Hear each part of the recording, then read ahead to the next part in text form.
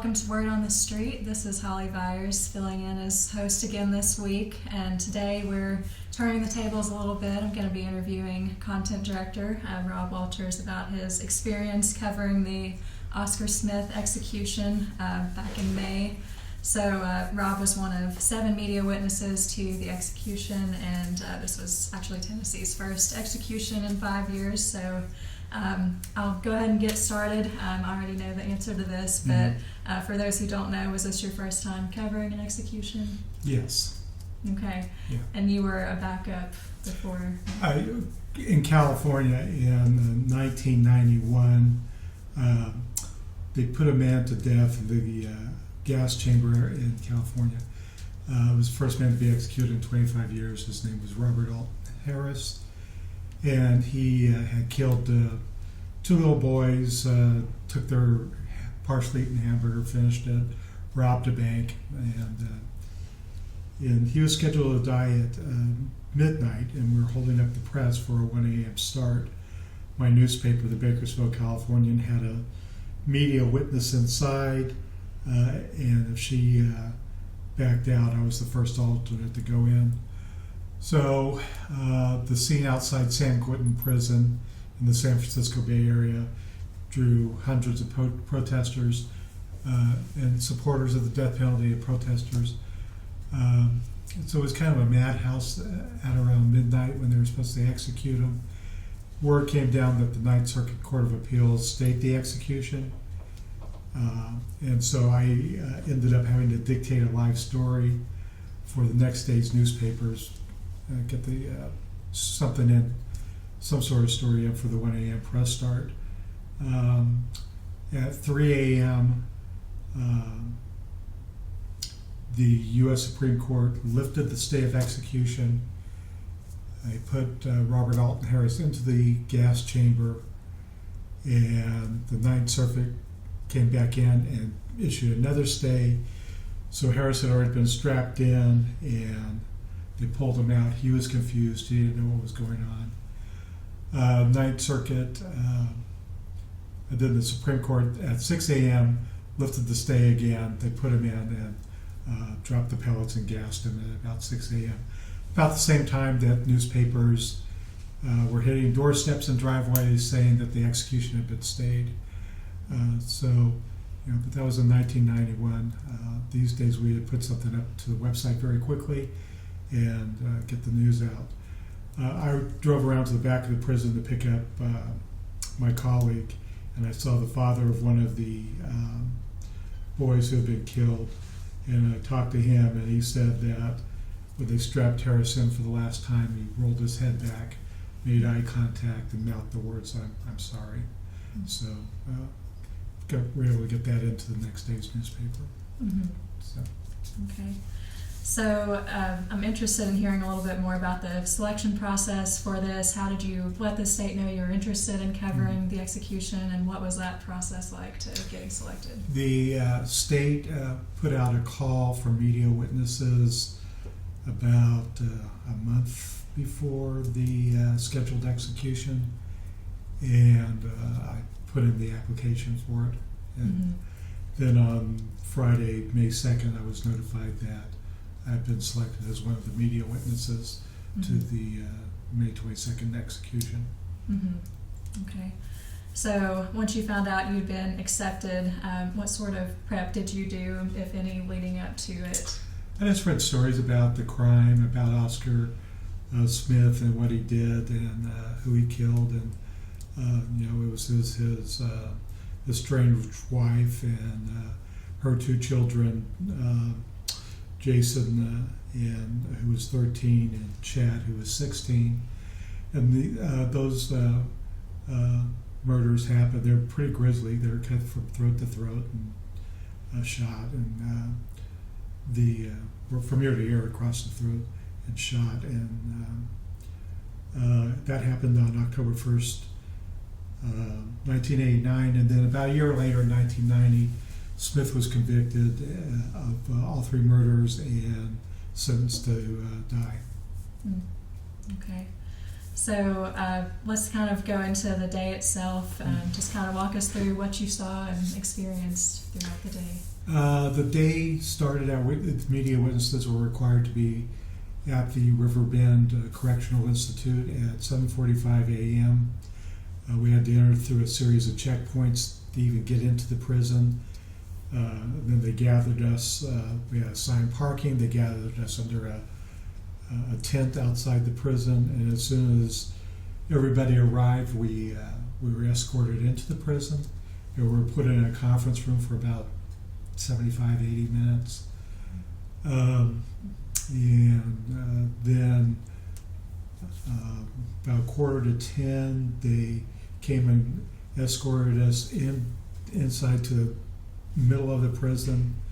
You had to pass through a series of gates and doors and chambers, and then they put us in a smaller conference room.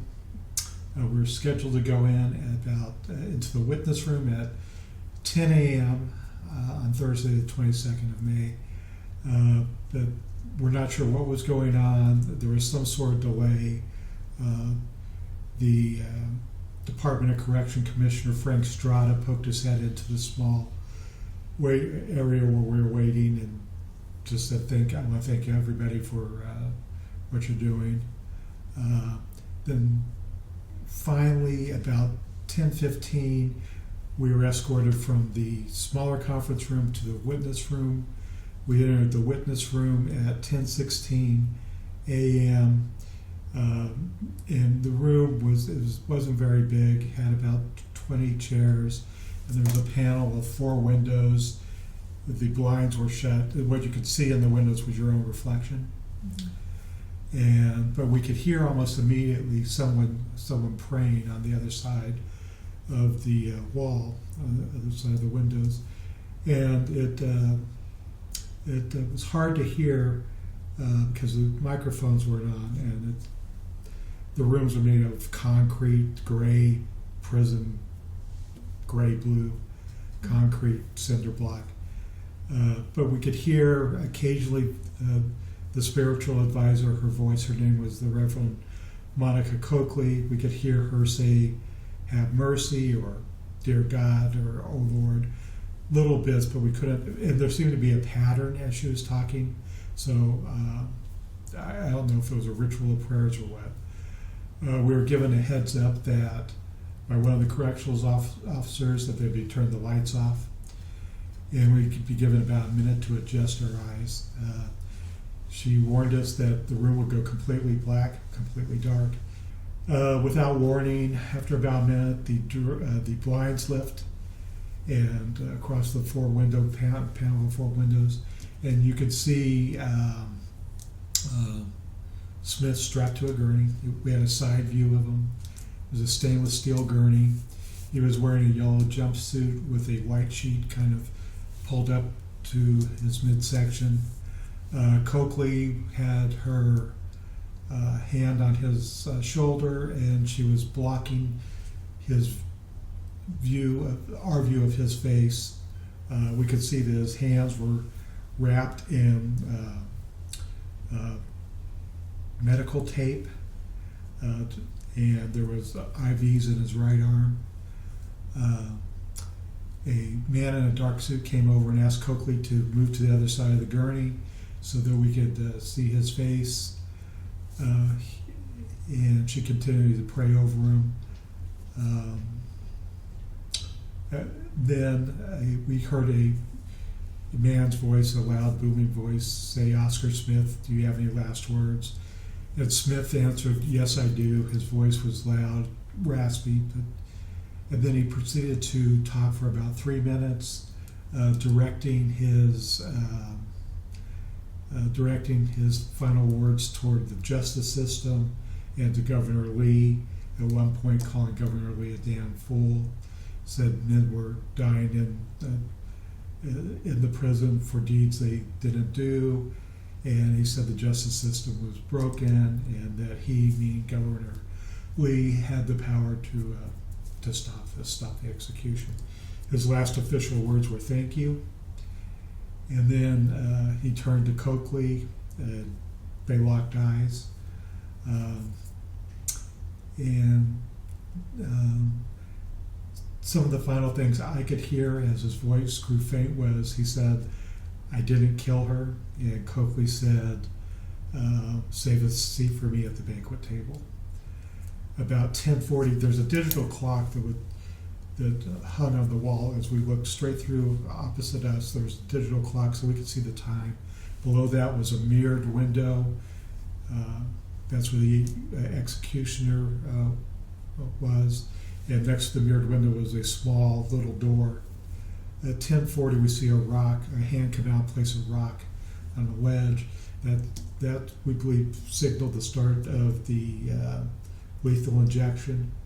And at about 10:41, Coakley backed away from Smith, leaned up against the wall, recited the Lord's Prayer. She had a red Bible.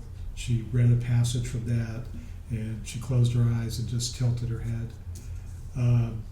At that point, you could see, we were just watching, and Smith's chest it had been rising and falling. That slowed. After a couple of minutes, there was some discoloration to his face. He had a big, shaggy white beard. To me, it looked like it was a light blue. I did not see any sign of a struggle. I did not see any twitching or jerking, heaving of his chest or anything like that. To me, it appeared that he went to sleep. At 10:45 a.m., a man in the black suit came over, closed the blinds, but we could still hear what was going on in there. Another man, presumably the doctor, came in and said, "Remove the straps." He asked for a stethoscope, and I heard him say no pulse, no perspiration, some other things. They was checking for signs of life. And then he declared Smith dead at 10:47. About a minute after that, a man's voice came across the speaker in the witness room, and he said that the sentence of the state of Tennessee has been carried out. Witnesses may exit. They held us up for about 2 minutes. The family of the victims were escorted out first. It was Mike Robards and Terry Osborne, brother and sister, aunt and uncle. They were escorted out first, and then we were escorted out very quickly back through the prison, out to the parking lot where they had a press tent set up, and we immediately went and spoke at a press conference to say what we saw. Okay.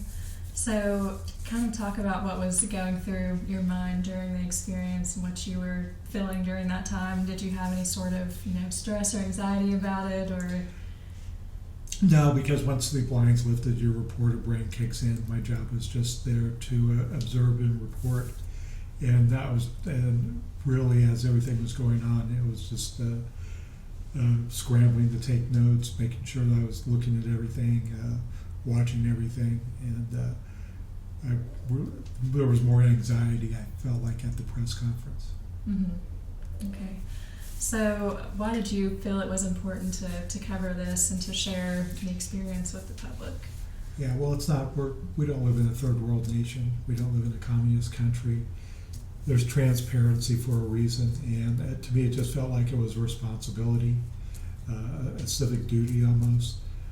As journalists, I think that we are charged to be watchdogs, and and then if the state is going to put somebody to death,